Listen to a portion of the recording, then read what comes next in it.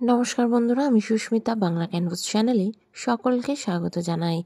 পৌষ পার্বণে পুলি পিঠে, পাটিসাপটার পাশে এরকম চুষি পিঠে বা চুষির পায়েস হবে না তা তো হতেই পারে না।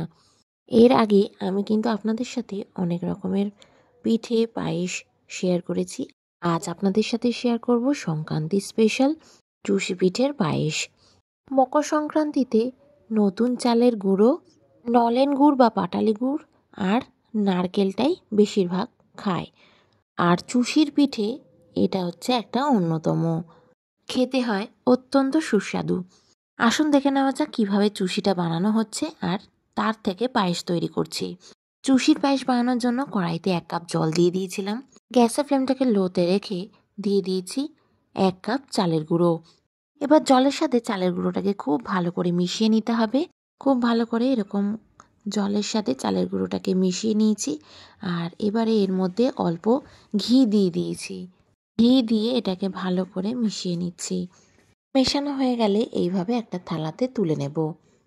এবার এটাকে কিন্তু খুব বেশি ঠান্ডা করা যাবে না, গরম থাকতে থাকতেই এটাকে আমাকে বানিয়ে ফেলতে হবে। হাতে একটুখানি ঠান্ডা জল দিয়ে আস্তে আস্তে এরকমভাবে গরম থাকতে থাকতে কিন্তু মেখে ফেলতে হবে। খুব সফট করে মেখে নেওয়া হয়ে গেছে, এটা আপনারা দেখতেই পাচ্ছেন। তাহলে কিন্তু পিঠেগুলো খুব নরম হয়।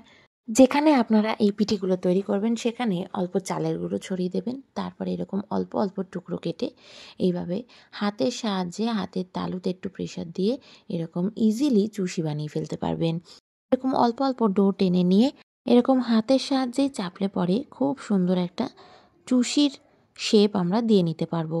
এই চুষির সাইজগুলো আপনারা একটু মোটাও করতে পারেন, আবার এগুলো একটু পাতলাও করে ফেলতে পারেন, কোনো অসুবিধা নেই। এইভাবেই প্রেশার দিলেই একদম ঝটপট আপনাদের চুষি পিঠে তৈরি হয়ে যাবে।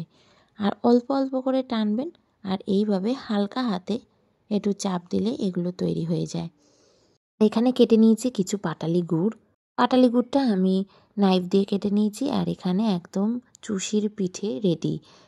আর এগুলোর ওপর আমি একটুখানি অল্প চালের গুঁড়ো ছড়িয়ে দিয়েছিলাম যাতে একটার গায়ে একটা না লেগে থাকে।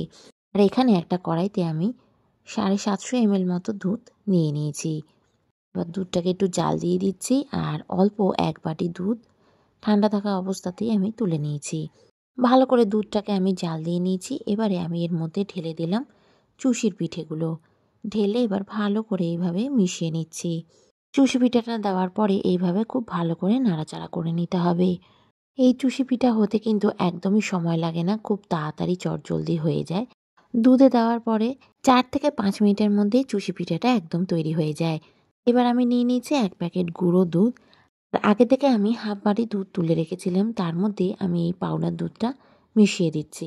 এই পাউডার মিল্কটা আমি ভালো করে এরকম লিকুইড দুধের সাথে মিশিয়ে নিচ্ছি একটা চামচ দিয়ে। পাউডার মিল্ক দিলে খুব তাড়াতাড়ি সুন্দর মতো ঘন হয়ে আসে আর গন্ধটাও কিন্তু দারুণ লাগে। সত্যি টেস্টটাও খুব ভালো আসে আর দ্রুত ঘন হয়ে যায়। আমি পাউডার দুধটা মিশিয়ে দিলাম এইভাবেই। এবার ভালো করে সবটাকে মিশিয়ে নিতে হবে।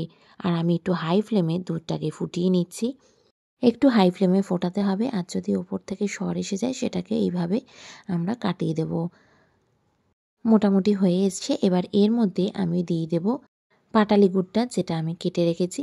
এবার এই রান্নাটা কিন্তু আমি পুরোটাই গুড়ে করব, আমি এর মধ্যে চিনিটা দেব না। গুড়ের স্বাদে কিন্তু এটা টোটালি হয়ে যায়, চিনি দেওয়ার প্রয়োজন পড়ে না।